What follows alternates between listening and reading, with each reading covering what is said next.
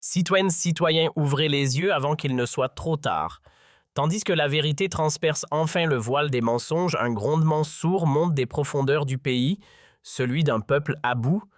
Notre nation vacille dangereusement au bord du précipice, prête à être engloutie par une vague dévastatrice de misère sociale, de désintégration industrielle et de ruine financière, pendant que des millions de Français comptent les pièces pour remplir leur frigo, que d'autres choisissent entre se chauffer ou manger. Devinez où se pavane notre chef d'État, Emmanuel Macron. Le président hors sol s'offre des escapades dorées sur la Côte d'Azur, vêtu de costumes hors de prix, trinquant avec Brigitte dans les salons feutrés des palaces. Citoyennes, citoyens, ouvrez les yeux avant qu'il ne soit trop tard. Tandis que la vérité transperce enfin le voile des mensonges, un grondement sourd monte des profondeurs du pays, celui d'un peuple à bout.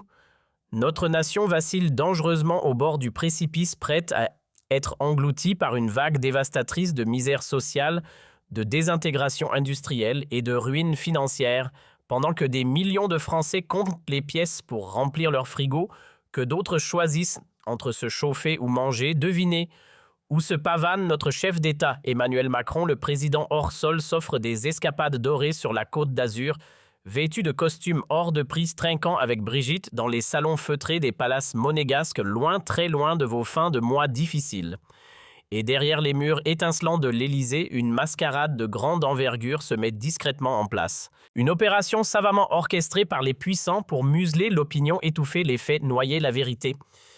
Les journalistes bien alignés détournent le regard, mais la population, elle, commence à lever les yeux. Que tente donc de cacher Macron? Ne décrochez pas, car ce que nous allons dévoiler risque de tout bouleverser. La France tangue, prête à s'effondrer. Les signaux sont rouges, et ce n'est pas une figure de style. Notre économie se délite sous nos yeux. La dette publique explose comme jamais auparavant. Le chômage grimpe à une vitesse affolante. Et pendant que les familles se saignent pour survivre, l'inflation les étrangle sans relâche. Et pendant ce désastre annoncé, Macron parade comme un mannequin de vitrine débitant au Parlement, ses promesses creusent d'un avenir radieux pendant que les chiffres s'enfoncent dans le rouge. Le dernier rapport fait froid dans le dos en 2025.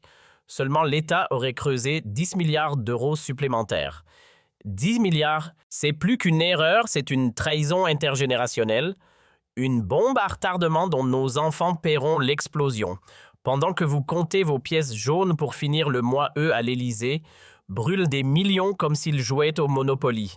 Macron et ses fidèles vivent comme si l'argent public coulait à flot, comme si vos impôts étaient une fontaine intarissable. Vous vous souvenez de ces envolées lyriques en 2022? Ce fameux candidat tout sourire, main sur le cœur, promettait de faire baisser les impôts, de reprendre le contrôle des frontières et de remettre de l'ordre dans les finances. Il vendait du rêve en parlant d'une France solide, rayonnante, exemplaire. Et 3 ans plus tard, il n'a livré que des illusions. Les engagements jetés aux oubliettes. Ce qu'il a vraiment offert, une trahison d'une ampleur rare. Une fuite explosive, tombée dans les mains du Rassemblement national par le biais d'un lanceur d'alerte du ministère des Finances, révèle un gouffre abyssal. 50 milliards d'euros manquent dans les caisses de l'État. Et pour boucher ce trou noir, facile ponctionner un peu plus les Français. Encore. Et comme si ce n'était pas assez, la même source dévoile un plan insensé, faire passer la TVA à 22%. Oui, 22%. Pendant que vous hésitez à acheter une baguette ou à régler votre loyer, lui déguste un homard en terrasse à Monaco. Brigitte à ses côtés, riant aux éclats dans les étoiles, mais pas les vôtres. Vous pouvez bien ignorer les discours, mais pas les statistiques. Les chiffres, eux, ne maquillent rien, notre industrie saigne. Ce qui faisait jadis la grandeur du Made in France s'effondre en silence. Solvay, mastodonte de la chimie, tire un trait sur Lyon et Fos-sur-Mer, 600 vies professionnelles rayées d'un trait de plume. À Dunkerque, ArcelorMittal ferme les vannes, étranglées par une facture énergétique délirante dictée par un écologisme dogmatique. Et pendant que la France ferme ses usines, les autres pays déroulent le tapis rouge, l'Allemagne, la Pologne, l'Europe de l'Est. Voilà où partent nos fleurons. Ce n'est pas une coïncidence, c'est une stratégie d'abandon. Rien que dans les 6 premiers mois, plus de 12 000 entreprises ont mis la clé sous la porte. Un triste record décennal. Les chaînes de production s'arrêtent, les salariés sont jetés dehors. Et la rage enfle sur les réseaux. Du nord au sud, de la capitale aux provinces, les rues grondent. Les Français n'encaissent plus. Les pancartes se lèvent, les cortèges s'élancent et le numérique s'enflamme, les hashtags Bitchad, Macron démission et Tachar France en colère s'imposent en tendance. Face à ce chaos, un seul parti ose rompre le silence et appeler les choses par leur nom. Le Rassemblement national porté par Marine Le Pen et Jordan Bardella qui refusent de détourner le regard. Les factures d'électricité continuent de grimper comme s'il n'y avait plus de plafond, pendant que les impôts pulvérisent des records vieux de plusieurs décennies. Notre tissu industriel, naguère pilier de la prospérité française, déserte peu à peu le pays pour s'exiler là où produire ne coûte pas un bras. Et les PME, ces moteurs silencieux de l'économie réelle, suffoquent sous le poids d'écotaxes absurdes, d'un labyrinthe administratif kafkaïen et d'une énergie devenue un luxe. Mais dans ce marécage fiscal et réglementaire qui peut encore tenir debout, un boulanger, un artisan, un gérant de petite boîte, à moins d'un miracle, il coule.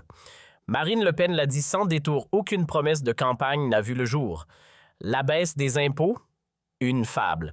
La maîtrise de l'immigration, un naufrage. La refonte des aides sociales totalement rayée de la carte. Pour tous ceux qui y ont cru, c'est une claque magistrale. Ceux qui espéraient une France libre fière debout reçoivent aujourd'hui le retour brutal d'une réalité trahie. Et ce n'est que le début. Une fuite confidentielle venant de l'intérieur même du pouvoir révèle une bombe glaciale, un projet tenu secret aux allures de suicide budgétaire. Macron préparerait tout bonnement à jeter à la poubelle les dernières règles de discipline financière pour pouvoir arroser des projets étrangers hors de prix.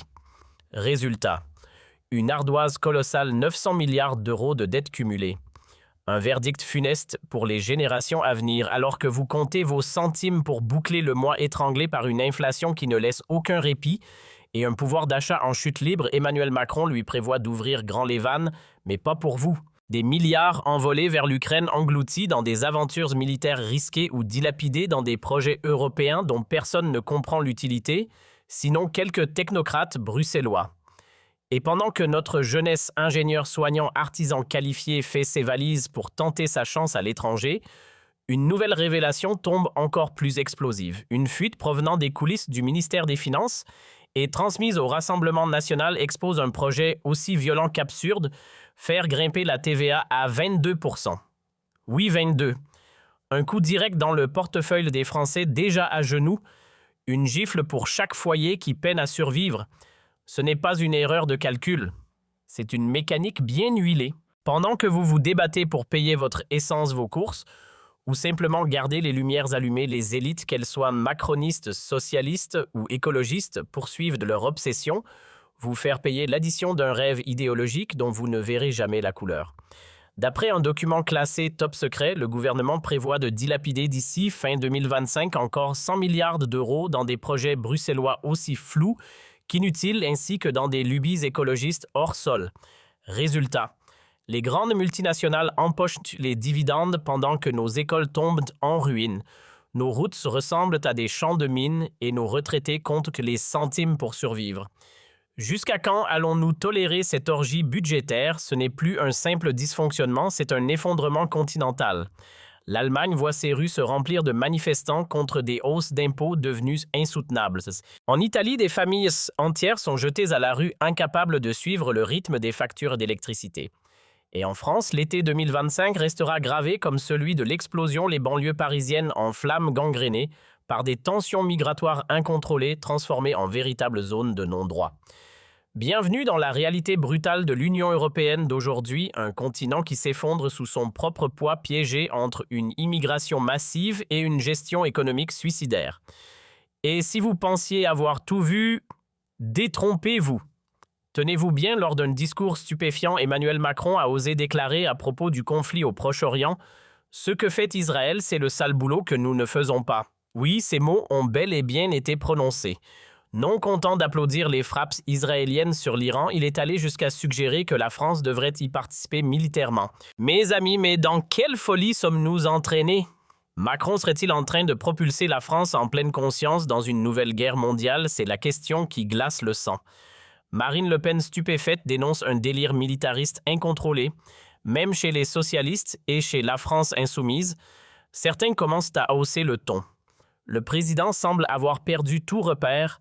Pendant que l'opération baptisée Lion rugissant fait rage au Proche-Orient, Le feu s'étend Israël et l'Iran intensifient leurs frappes et la poudrière régionale est sur le point d'exploser. Et dans ce chaos, la France, déjà empêtrée jusqu'au cou dans le bourbier ukrainien où des milliards d'euros ont été engloutis, s'apprête à s'enliser encore plus profondément dans un nouveau piège géopolitique. Mais une question demeure essentielle et pourtant taboue, qu'est-ce que la France a à faire là-dedans? Pourquoi devrions-nous sacrifier nos intérêts nationaux pour des conflits qui ne sont ni les nôtres ni dans notre intérêt? Cette interrogation seule, Marine Le Pen ose la poser, tandis que l'establishment regarde ailleurs. Le Rassemblement national avec Jordan Bardella à ses côtés plaide pour une autre voie, celle du calme, de la diplomatie et du bon sens. Car qualifier une guerre étrangère de sale boulot utile est une gifle à tous ceux qui croient encore en la paix. Le RN lui choisit la souveraineté, la lucidité et l'intérêt des Français avant tout. Pendant que la France aspire à la paix, Macron lui l'embarque tête baissée dans des affrontements qui mettent notre sécurité en péril. Marine Le Pen tire la sonnette d'alarme. Ce chaos géopolitique ouvre la porte à de nouvelles vagues migratoires incontrôlables, ravive le spectre du terrorisme et menace notre économie déjà chancelante. Si Tel Aviv frappe Téhéran, c'est tout le Moyen-Orient qui risque de s'embraser. Et les retombées inimaginables. Une marée humaine s'abattra sur l'Europe, les cellules extrémistes s'y infiltreront, la violence gagnera nos rues et les sanctions économiques couplées aux ruptures d'approvisionnement plongeront notre pays dans une récession fatale. Pourquoi tout ça? Pour que Macron puisse se pavaner sur la scène mondiale costumé en sauveur de la planète. Mais ce sont vous, citoyens, qui réglez la note de ces rêves de grandeur. La vérité, aussi glaciale soit-elle, ne peut plus être esquivée. La France est au bord de la rupture, ruinée non seulement dans ses comptes, mais aussi dans son âme. Les partis traditionnels vous ont regardé dans les yeux pour mieux vous trahir. Ils vous ont vendu du rêve et volé l'avenir. Mais il reste une alternative. Le Rassemblement national ne se contente pas de dénoncer, il agit. Baisse massive des impôts pour rendre de l'air aux familles. Fin de l'obsession climatique qui étrangle nos industries. Protection des petites entreprises qui font battre le cœur des régions. Et surtout un contrôle ferme de l'immigration pour défendre notre identité et garantir la sécurité des Français. Il est temps de remettre le pouvoir entre les mains de ceux qui agissent pour le peuple et non contre lui. Les derniers sondages tombés sont un électrochoc. Les chiffres sont sans appel, les Français ont peur. Peur de voir fondre leurs économies sous les coups d'une inflation galopante et d'une pression fiscale devenue insoutenable. 54% exigent un changement immédiat de cap économique. 70% ne croient plus un mot de ce que racontent les élites parisiennes. Ce n'est plus une plainte isolée, c'est un raz-de-marée populaire. Et il est en train de tout emporter. Sur X, la parole se libère, la colère éclate. Les messages fusent « trop, c'est trop ». Pour des millions de Français, un seul espoir se détache désormais, le Rassemblement national. Le nom de Macron rime désormais avec trahison. Le peuple entre en résistance et les puissants vacillent. Les médias alignés tentent de faire taire cette vague bleue en diabolisant le seul mouvement qui ose dire tout haut ce que beaucoup pensent tout bas. Mais cette fois, la peur a changé de camp. Et les chiffres le confirment, le RN frôle La République en marche dans les intentions de vote et dépasse la barre des 30% dans des bastions comme les Hauts-de-France ou la région PACA. Ce n'est plus une poussée, c'est une déferlante. Mais plutôt que de l'accepter, le système ressort sa vieille arme, l'épouvantail de l'extrême droite.